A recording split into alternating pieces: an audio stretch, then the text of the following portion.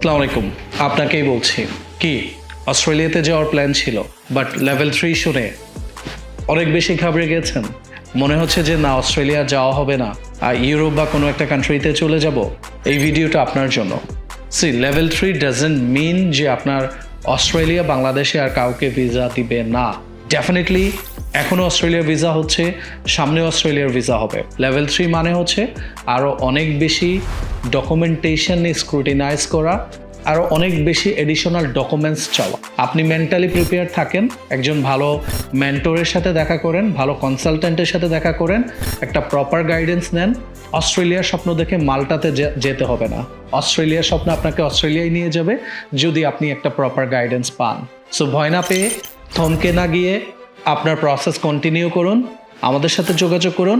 আমরা যে গাইডেন্স আপনাকে দিব ইনশাআল্লাহ সেটা যদি ফলো করেন, you will get the maximum outcome. ভালো থাকবেন। আসসালামু আলাইকুম।